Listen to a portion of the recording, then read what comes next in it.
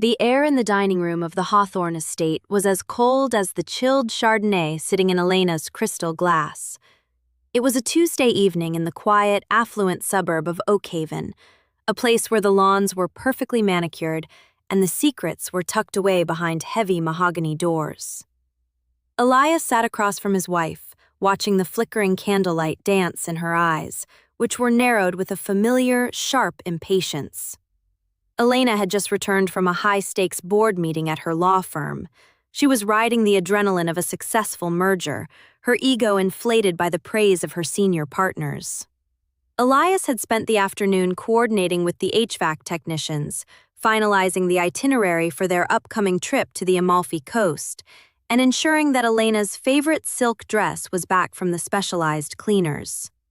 He had prepared a slow-roasted lamb dinner, timed to the exact minute of her arrival. "You know, Elias," she said, setting her fork down with a deliberate clink that echoed in the vaulted room, "I was thinking today about our overhead. Not just the house, but the energy of it all. You do realize that your role here is essentially administrative, don't you?" Elias felt a slight tightening in his chest, but kept his voice even. "I see myself as the partner who keeps the foundation stable, while you build the heights, Elena.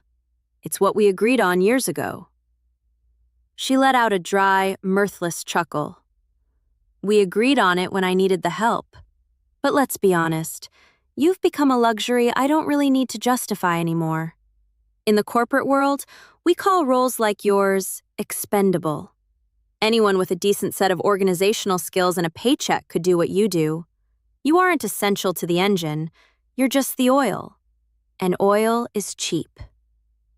The words hung in the air, thick and suffocating. She didn't look at him with malice. She looked at him with something far worse: indifference. To her, he was no longer a husband or a confidant. He was a utility, a household appliance that had outlived its novelty. He didn't argue. He didn't raise his voice. He simply took a sip of his wine and nodded slowly, the realization of 10 years of wasted devotion finally settling into his bones. For a decade, Elias had been the invisible architect of Elena's success. When they first married in a tiny apartment in the city, he had been a rising star in urban planning. But when Elena's career hit a trajectory that required 20-hour workdays and constant travel, he made the choice to step back. He took a remote consultancy position that paid a fraction of his potential, but allowed him the flexibility to manage their world. He was the one who sat through grueling 4-hour meetings with contractors during the 3-year renovation of their Oakhaven home. He was the one who navigated the complex social hierarchies of the local country club to ensure they were invited to the right galas. He managed their investments, their taxes, their properties, and her aging parents' medical care. He was the curator of her comfort, the man who knew her coffee temperature, her allergy triggers, and the exact brand of stationery she preferred for her handwritten notes. He had traded his own ambitions to become the buffer between Elena and the friction of the world. He had believed that by making her life seamless, he was proving his love. He hadn't realized that by making everything look easy, he had made himself look unnecessary. Elena saw the result, the perfect life, but she had become entirely blind to the process and the person behind it. The morning after the expendable remark, Elias began his work. He didn't pack a bag or storm out. Instead, he sat down in his home office and opened a new encrypted spreadsheet titled Project Replacement. He began a methodical audit of every single thing he contributed to the household. He wasn't just listing chores, he was documenting the intricate web of systems he had built to sustain her. He spent the next 3 weeks in a state of quiet, focused industry. He didn't stop his usual duties, but he began to sever the ties. He moved his personal savings into an individual account at a bank across town. He quietly resigned from the boards and committees where he represented the Hawthorne interest. He gathered every manual, every warranty, and every contact for the dozens of vendors he managed and organized them into a single, massive digital drive. He also found a small, modern apartment in the city center, close to the architectural firms he used to frequent. He began moving his personal items, his grandmother's clock, his collection of rare blueprints, his favorite leather chair, into a climate-controlled storage unit under the guise of decluttering the house for the upcoming holiday season. Elena, preoccupied with her own brilliance, barely noticed the gaps appearing on the shelves. The final Saturday arrived. The sun was pale and high over Oak Haven. Elena was in the kitchen, looking annoyed because the automated espresso machine was flashing an error code she didn't understand. She looked up as Elias walked in, dressed in a sharp charcoal suit she hadn't seen him wear in years. He carried a leather briefcase and a single, heavy blue folder. "The machine is broken," she said, as if it were a personal affront. "Can you call the technician? I have a brunch meeting in 40 minutes. "I won't be calling the technician, Elena," Elias said, placing the blue folder on the kitchen island. "And I won't be here for dinner tonight, or any night after this. I've decided to take your advice. I'm leaning into my expendability." She stared at him, her hand still hovering over the malfunctioning coffee maker. "What are you talking about?" "This folder contains the replacement protocol," Elias explained calmly. "I've listed the contact information for 4 different property management firms. I've also included the login credentials for the master home system, the tax accounts, and the private staff payroll.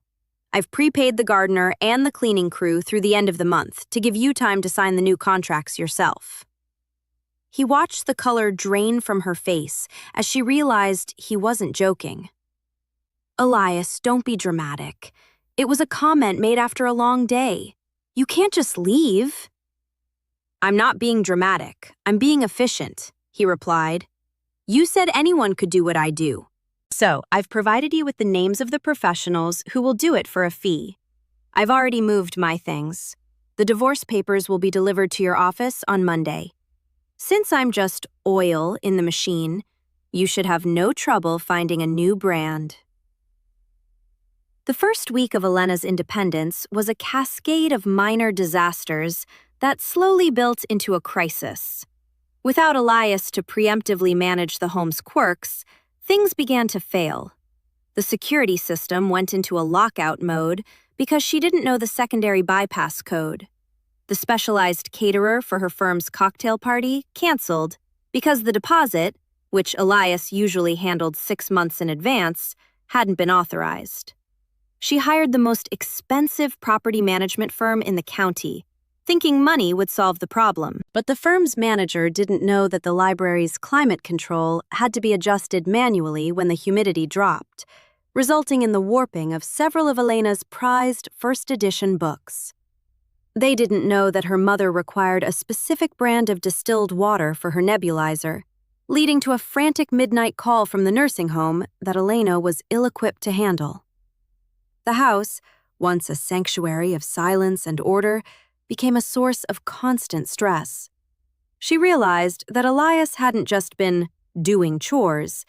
He had been performing 1,000 tiny acts of intuition every day. He was the one who noticed the slight change in the pool's pH, the one who remembered the birthdays of her most important clients' children, and the one who navigated the complex tax codes of their offshore holdings. She found herself drowning in the very administrative details she had mocked. Desperation eventually overcame her pride. A month after he left, she tracked him down at his new office in the city. He looked different, younger, more energized, his eyes bright with the spark of the projects he was finally working on again. She waited for him in the lobby, her hair slightly unkempt, her expression haggard. "Elias, please," she said as he stepped out of the elevator. "This has gone far enough.